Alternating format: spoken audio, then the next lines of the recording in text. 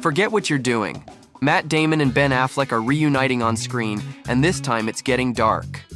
The Good Will Hunting dream team is set to star in Reuniting, a new Netflix thriller from director Joe Carnahan.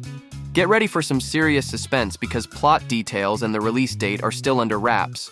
What we do know is that this project will be produced by Artists Equity, the studio these longtime collaborators founded in 2022. This isn't their first rodeo together, of course. Affleck and Damon's partnership stretches back to their Oscar-winning screenplay for Good Will Hunting and continues with films like The Last Duel and Air. But a chilling Netflix thriller? This is a whole new adventure for the iconic duo. Their on-screen chemistry is undeniable. But where did this incredible friendship between Ben Affleck and Matt Damon even start? Matt Damon once referred to Ben Affleck as his hetero life mate. You were smitten with him immediately? I realized then that I loved him. In 2010, Affleck's then-wife Jennifer Garner joked about Affleck being part of one of the greatest love stories ever told, just not with her, but with his best friend, Damon. So this is the point in the interview where normally you'll get asked about working with Ben Affleck. That's kind of compulsory. That's fine. Matt Damon and Ben Affleck and Matt Damon. They met through their mothers when Ben was 8 and Matt was 10. Their families lived a couple of blocks away from each other in Cambridge, Massachusetts. The two boys spent a lot of time together as kids and went to the same high school. In an interview with Conan O'Brien, Damon recalled a significant episode from his school life when he knew he could rely on Affleck as his trusted friend. That day, Damon almost got into a fight with a bigger kid. And it was right then that little 5'2" Ben Affleck tackled this dude off of me. Wow. Like out of nowhere. I was like a junior and he was like a freshman. And he tackled this kid off of me and literally at the risk of his own life. I remember that was a big moment. Like, this guy will put himself in a really bad spot for me. This is a good friend. Years later, Ben Affleck returned the sentiment, albeit in a more adult and arguably more questionable manner. In 1998, he spoke about his best friend with Oprah Winfrey. Affleck revealed that People magazine asked him to contribute to their profile on Matt Damon, and then they refused to print his quote. So what did Affleck say? Here we go. Ben Affleck said that if he woke up in a hotel room with a dead prostitute, Matt Damon would be the first person he'd call. On Oprah, Affleck explained that it was a reference to Godfather, where a character was set up as a murderer in a similar way. It was a reference. It hasn't happened to It hasn't me. happened. But if it did happen to me, I would call Matt. That's friendship. By the way, it was Matt Damon who encouraged Affleck to view acting as his profession. Although a family friend was a casting director and helped the young Ben make his first steps within the industry, Affleck felt pretty uninspired. None of the other kids understood what he did or what the craft entailed. Acting was a solo activity where I'd just go off and do something, act in a little TV show or something, and no one understood it. None of the other kids knew what it was I did, how it worked, or anything, Affleck shared in 2007. All of a sudden, I had this friend, Matt, and he gets it and wants to do it and thinks it's interesting and wants to talk about it. The pair further bonded over their love for the same thing, acting and filmmaking. I think we fed on each other's obsession during really formative, important years, and that bonded us for life. Of course, the pair famously shot up the career ladder with their 1997 movie, Good Will Hunting, which the two co-wrote and both starred in. The movie went on to win an Oscar for Best Original Screenplay. That was after Affleck and Damon supported each other as they assured their parents to let them pursue careers in filmmaking, and after the two friends were struggling while trying to achieve any success in acting. Matt and I worked at this construction site, and we did demo, and we were kind of the low man on the totem pole. And I remember one time going by this guy, and me and Matt had the job. I was like, oh man, this is brutal. I'm tired. I was complaining. The guy walks by me and goes, that's why you should have gone to college. Not only were Affleck and Damon roommates, they also had a shared budget. If one kid had enough for a candy bar, then the candy bar was bought and split in half. That's just the way it's been, Matt Damon told CNN in 2011. The two would make some money from doing local commercials. The guys would use the extra money from their joint bank account to use on trips to New York to audition.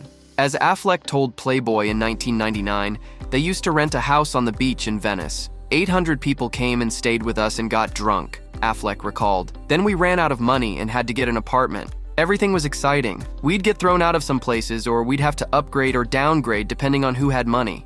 Thanks to the success of Good Will Hunting, the two friends became business partners and have established two production companies. It then makes sense that the two friends have had each other's back and guided each other through some tough moments.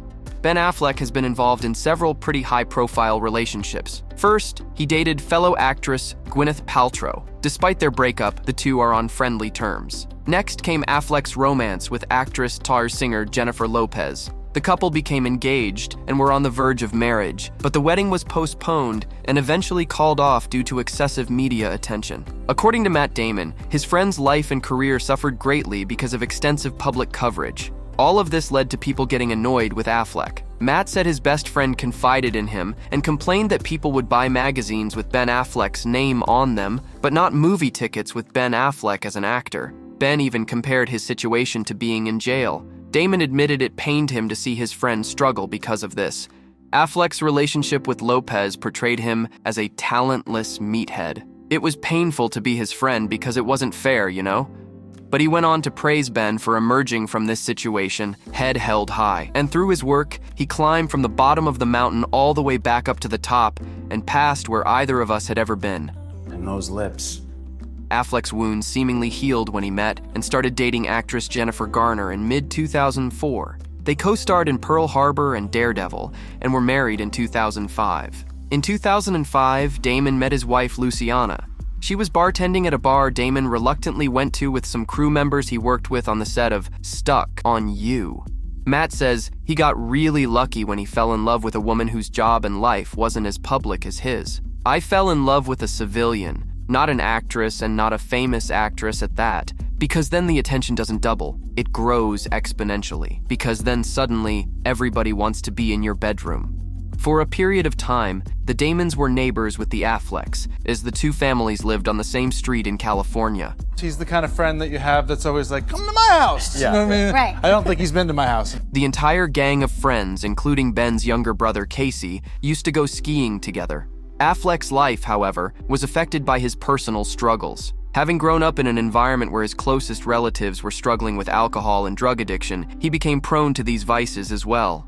Affleck admitted that his drinking problem grew as his marriage was falling apart. The drinking led to even more marital problems. I started to drink more and more and more, and it was really hard for me to accept that meant I was an alcoholic. I was like, I can just go back. I was fine before. Ben and Jennifer announced their split in 2015. The divorce was finalized in 2018. What was the hardest thing for you to be honest with yourself about? That I was gonna get divorced.